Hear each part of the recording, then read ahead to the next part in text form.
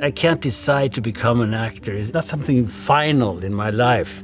So I'm doing it as long as I think it's fun, and when I grow up and become old, I'll get a real job.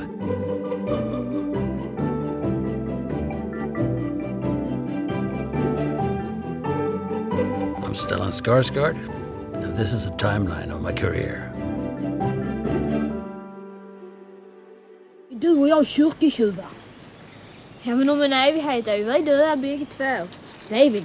It was a TV series. It was a kind of Swedish Huckleberry Finn. And there was only one channel in Sweden at the time. Can you imagine? One TV channel. That means that everybody sees it and everybody knows about it. I tried for it. There were thousands of kids trying for it, and I tried for it, and then I got it. And then I became like a pop star.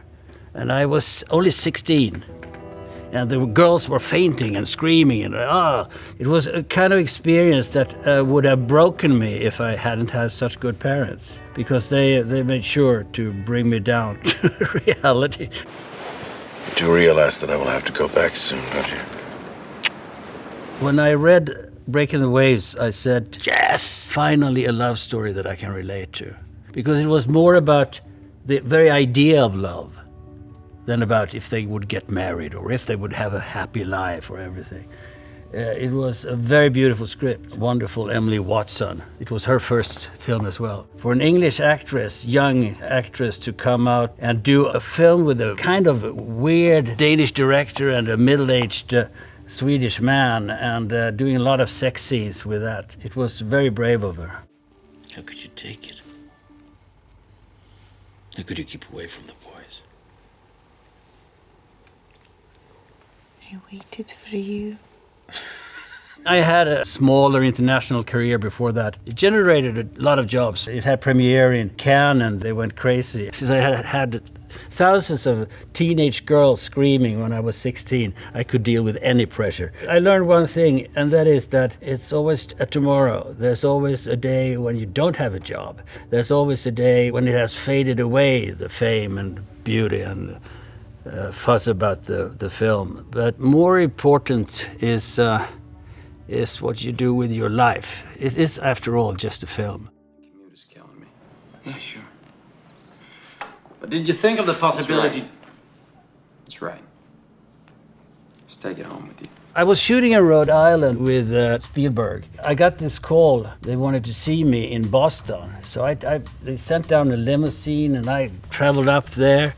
And I met those guys, and I read the script in the limousine, and it was very good. We talked about it, and we read, and we sat down, and we changed things immediately, and everything. Everybody was so excited, and the collaboration was so vivid. And then we went out and got drunk, and that limousine had to wait all night. We were in South Boston, which was at that time very dangerous. And we had this big limousine standing outside of those seedy bars. But the limousine eventually delivered me to Rhode Island again. I liked them very much. It was obvious that they were very talented, and it made me very happy later on that when the film was such a success. It gave them more possibilities to work.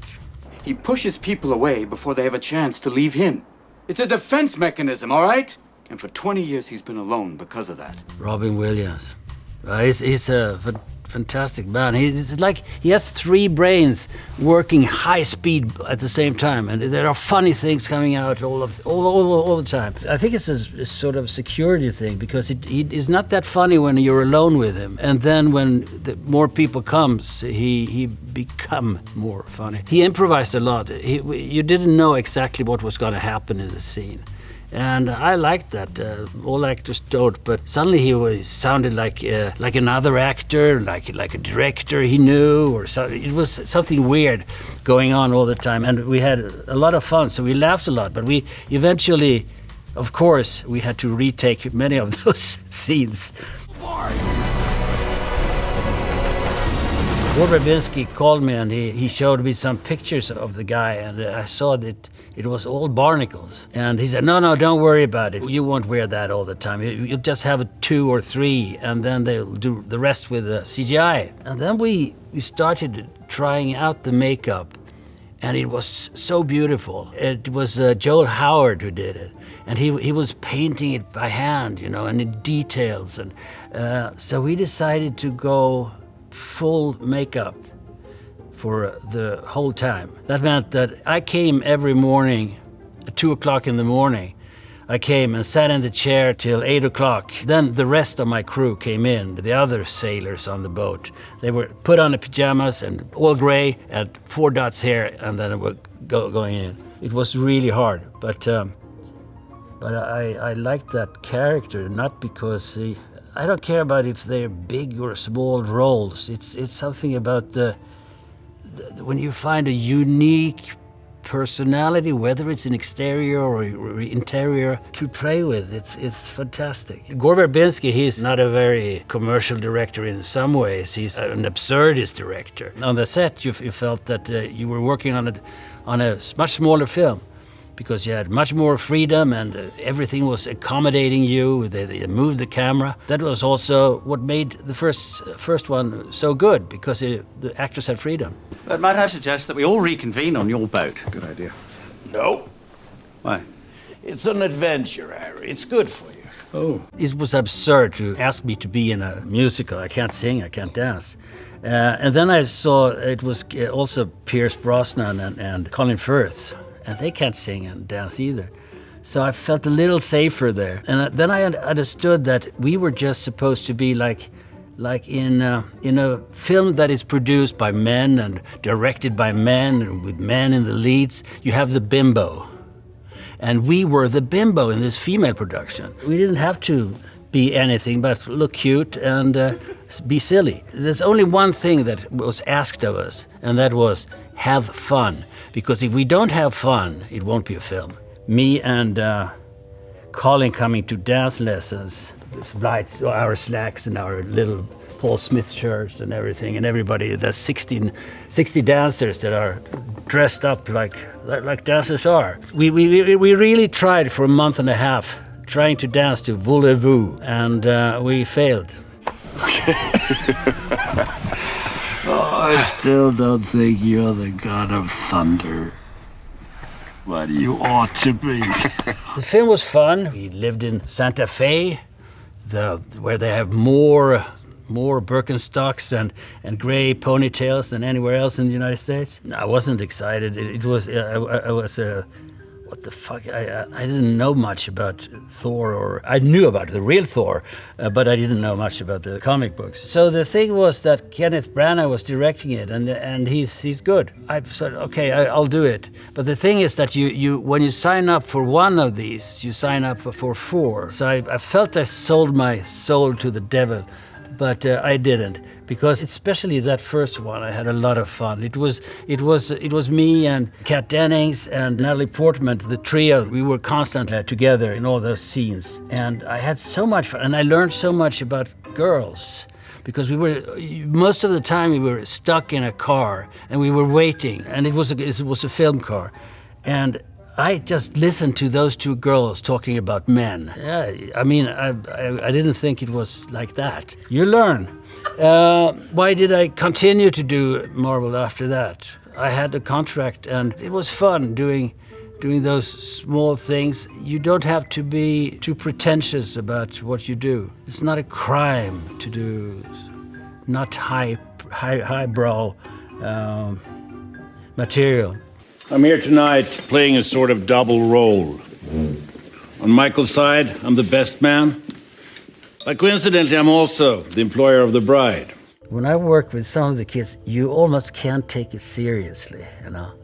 It's like, really? Are you're that character? Mm-hmm, yeah. It doesn't work. Like I worked with one son, Gustav, in a period piece, and we both had beards on, and the first time we came on set we started laughing, we couldn't stop. But it's lovely because you have the same kind of humor, you have the same kind of the way of reading the script, and it's very easy and it's very safe, and also you feel loved. It's very nice. It is really full of love, that Lars von Trier says. It's fun. Even if he does films about horrible things. It's very dark in this material. You have fun when you do it. We laughed a lot during that. But it can't just be swept under the rug. What can't? Ariel. Well, we can talk about it later. We can talk about it now. Fincher decided to make a Swedish independent film for $100 million. He came to Stockholm and tried to find a crew that was that could even move a set in 2 hours. But there's nobody who can move a set in 2 hours in Sweden. I met him first, and he asked me if I wanted to do this role, and I said, yeah, I wanted to do the role. And he said, but you don't want to work with me, he said. Oh, why not? Because I take maybe 20 or 30 or 40 times I do takes of each scene, he said. And I said, well, it's fine. If I can do whatever I want, that means I get freedom. I can fuck up 39 takes of them. So that's good. And I don't think he understood that really, but it was like that. I felt totally safe. I could do whatever I wanted.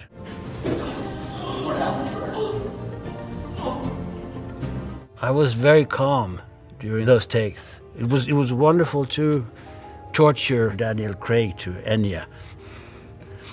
Is this really the way it all works? An uninformed, arbitrary decision that will cost who knows how many lives made by some apparatchik, some career party man? I'm a career party man. You should watch your tone, Comrade Legazo.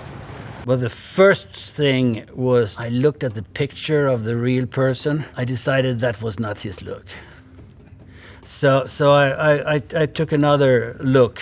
There was a Soviet leader called Kosygin at the time, and he had white hair and he had a little brush up. So I based it on Kosygin. Nobody knows but me. The thing is that not even HBO thought that it would be a success, but they thought it was important to do it. That was HBO back then. In those days, it's different now. It had no plus after. And they didn't expect it to become a success, but they thought it was important to make it, and they wanted to make it as a quality production. Fortunately, it had an enormous impact, and a lot of people saw it, and I hope they understand that it is about the sort of cowardice of everybody in society. It goes for everybody. It's not only in the Soviet society. It goes to our society too. The cowardice of sort of accepting the rule and the power of the time. The Golden Globe, the year after, were sort of discredited, so it doesn't matter. They're all sort of weird. It's fun. It's fun when you're appreciated. You know it, and you get this the statue, and it says that you're appreciated, and you can. I'm appreciated. I did something. You can point at it, but of course it's meaningless. Those. You know how many millions it costs to get an Oscar? Would you rather give it all at once to something real? What would we be stealing? The quarterly payroll for an entire imperial sector. Human beings are more than two characters. We are different when we meet our family and when we are with our friends and when we are. It's sort of a natural state, but play two characters here in Andor. It was like, first of all, it was very well written. It was Tony Gilroy who wrote it. It's like Star Wars for grown-ups. It's a very oppressive society. It's a fascist society, and you feel the presence of it. The characters are very, very well drawn. Kindness, kinship, love. I've given up all chance at inner peace. I made my mind a sunless space. I share my dreams with ghosts. And you said that you had to do this speech 10 times. Had to do. I did it 10 times because it wasn't good. I mean, not exactly, but if you know that something is wrong, you know it's wrong. You know it's wrong. You know, it's not wrong. Finally, I got a script that was like a character that I wanted to play as a 10-year-old. And then, of course, who doesn't want to fly a ship, a spaceship? Who doesn't want to shoot with ray guns? I mean, it's a little boy in me. tried to kill me? This morning you were a playboy, feared and envied. But tonight, you're a hero. I was so attracted by Denis Villeneuve. I've seen his films, and he's a great cinematic poet. And at the same time, he makes his film popular, box office hits. It's a unique combination. It was also that the role wasn't that big, so you could survive. And it was good that it was so concentrated. I suggested that they cut out some scenes because you wanted to make him more like a stock that has boiled very well together. So when he comes in, you should notice it. You shouldn't waste him by throwing him in every second scene or something. It was a terrible mistake to take the role. If I wanted to be comfortable. When I was naked, I had 8 hours in the stool every day. It was painful. I didn't drink all day because I couldn't pee, right? And I ate Imodium every morning. So it was not good for me, but I managed to do it without shitting and peeing for a week. I've been very, very lucky. I have 8 kids. And I've managed to be with the family and see my kids grow up. I really enjoy that life. And sometimes I take a film because I like the crew and the people working on it, and I don't give a fuck if it's good. It's wonderful. I think everybody should envy me.